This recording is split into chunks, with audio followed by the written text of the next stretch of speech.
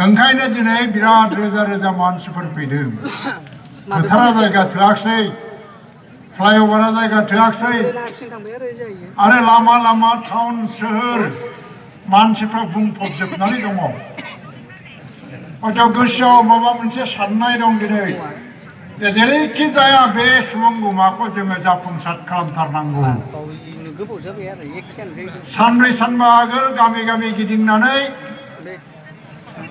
जेला जोङो खबर लाहैयो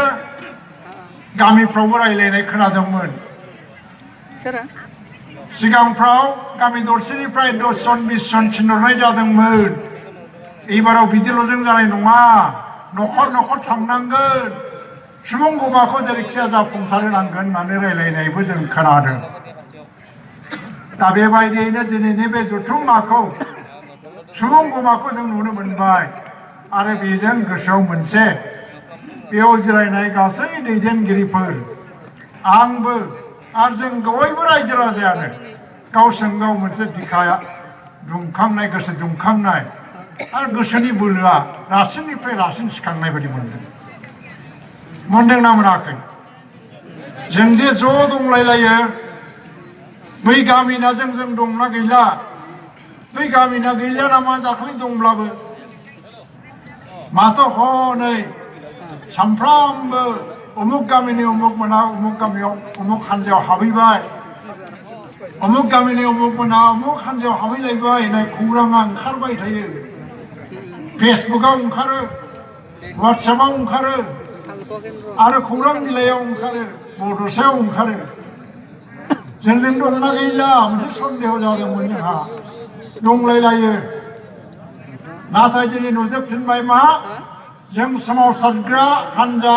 जायनाव सोमावसारनायनि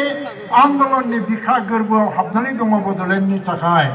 बे मानसिफ्रा दिनैसिम रावबो गावस्रायाखै खौसेयैनो दंजोबलायो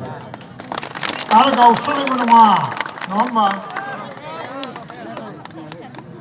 सोमावसारनाया मोनसे बिराद गिदिर दैमा बायदिनो जेरैथिंनिफ्राय बोहैनानै जेरैथिं बोहैलाङो बोहैबाय थायो बियो आरो मालाबाबो उल्था बोहैफिना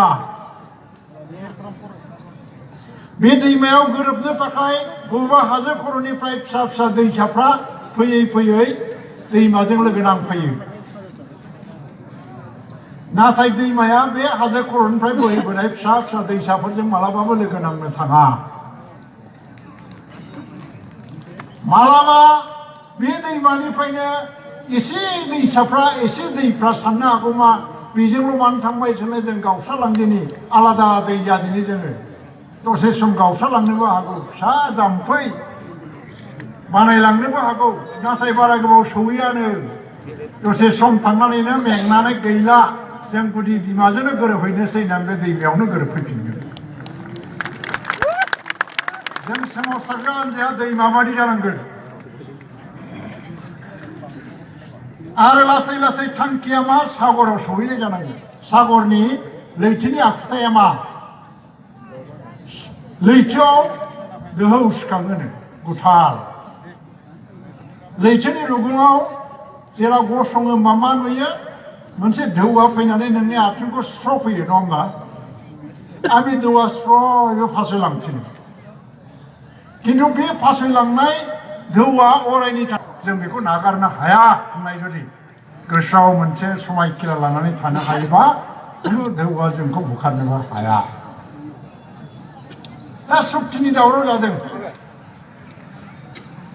आं मैया दाखालि सोंलाबायदों मानसिफोरनाव बे सुक्तिनि दलिलखौ हाथायाव मोनो नामा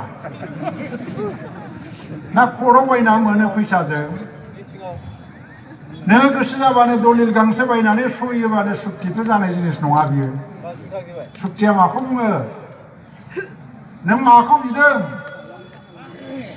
बेखौ जेला मोननानै नोङो गनायबाय जे दे जों सुक्तियाव सहि होसिगोन भारत सरकाराबो जेला गनायबाय आसाम सरकाराबो गनायबाय होमबा मोनसे दलिल लिरगोन आरो बे दलिलाव आसाम सरकार भारत सरकार सोमावसारग्रा हान्जाया ज' सहि होलायबासो बे सुक्ति नालाय गय दलिलानोथ' क्लियार जायाखैना सरकारा जोंनो मा होनो नागिरदों बेनोथ' स्पष्ट नङा जों मा मोननो नागिरदों जों स्पष्ट नङा खालि भारत सरकारा बुंदों मा बर' जेंनाखौ लांगदिङाव बिदि दोनबाय थाजाला थाबनो मोनसे समाधान खालामनांसिगौ आसाम सरकारखौ बुंदों खामानि मावदों बेखौल' जों मिथिगौ आंथ' बेखौल' मिथिगौ दस्रायासो बांसिन मिथिगौ नामा आं बिनि बांसिन मिथिया दा गभर्नमेन्टआ जोंनो होनांगोन नैबेखौ लादो नोंसोरनो बेखौल' गथायनो होनो हासिगोन जों मा साननानै नायनांगोन बे जोंनि मानिजायो ना मानिजाया मानिजायोबासो सुक्तिया जागोन दालाय माने हाथाय बाजाराव लानानै फान्थिं जानाय बायदि सुक्तिखौलाय सुक्ति जानोसै होननानै ना बेदर जालायलायनायफ्राथ' मोजां नङा बेखौ गभर्नमेन्टआबो नायनानै मिनिगासिनो दङ जोंनो सुक्ति नांगौ ना माबा मोनसे नांगौ दाय बुंनाया जोंनो सुक्ति नाङाना गाबोन जुदि भारत सरकारा मा सुक्ति थुक्ति आलदा रायजोखौ दाना होनसै जोंनानै पार्लियामेन्टआव बिल पास खालामबाथ' जोंजों सुक्तियानो जानांखाया सुक्ति जायाबाबो आलदा रायजोआ जागोन पार्लियामेन्टआव बिल पास जायोब्ला थ' बेखौ लानानै गावजों गावनि गेजेराव सुक्तियाव सहि होलायनो गोदान गोदान आफादनि जोनोम जालायलायबाय थायोबालाय गामि दरफ्रोमबो आफाद जोनोम जानो हायोलाय बिदिबा नङा गामि दरफ्रोमबो आफाद दायै दायै जोंबो सहि होनो मोननांगौलाय होननानै दाबि खालामनो हायोना होमबालाय खौसेथिया बहाथो थांखो खौसेथिया बहा थांखो दा ओंखायनो जोङो गोसो हमथालायनांगोन दैदेनगिरिखौबो फोथायनांगोन नायनांगोन थिगैनो दं बबे दैदेनगिरिया सैथोनि लामाजों दैदेनगासिनो दङ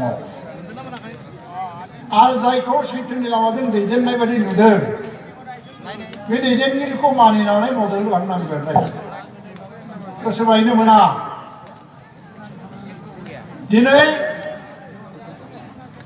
खेब्रै खेबबा गाहाम इलेक्सन बायनानै आं गोसो बायाखै दाबो मानसिफ्रा इलेक्सन जेनगोदान समाव जि जंखायो आंखौबो साहा दखानाव लोगो मोनबा खाफाल हावरियालै नों फंबाय माथो देरहानोनो रोङा गोसोफ्राथ' एसे गाज्रि मोनो नाथाय आंहा मोनसे बिबान दङ दायित्व दङ मावनांगौ खामानिया जोबाखै बेखौ गोसोखाङोबा न'आव फैनानै नङा बिदिजों जानाय नङा गोसो बायाखै बेनोसै नाथाय माखासे नेताफ्रालाय मानोथो गोसो बायदों जानोलाय बैसोआवबो आंनिफ्राय खमसै लेक्सारफ्रावथ' आंनिफ्राय गोरासिन हगारनानैबो बुङो माथो बिसोरलाय जाथिनि थाखाय थैगोन जिउ दान होगोन ओरै खालामगोन आंथ' बिसोरनि लेक्सारखौ खोनानानै बिसोरनि उनाव लेक्सार होनांगौबा लाजिलायखांनाय लाङो आंथ' बिदि एथ' गोरा हगारनानै खोथा बुंनो हानाय नङा नाथाय मानोथो गोसो बायखो दालाय मानो सर्टकाट नागिरखो लामा बारस'नाय नागिरखो बारस'नाय लामा मानियानो मोजां नंजोबा एखमबा गोलाव लामायाबो मोजां दा नेनांगोन ओंखायनो जोङो माब्लाबाबो गावजों गावनि गेजेराव এতিয়া মই শর্টকাট ভাবে যদি ক'ব লাগে তিনিজন মানুহৰ ওপৰত নিৰ্ভৰ কৰিছে বড় সমস্যাৰ সমাধান এজন হ'ল অমিত শ্বাহ ভাৰতৰ গৃহমন্ত্ৰী তেওঁ যদি ইচ্ছা কৰে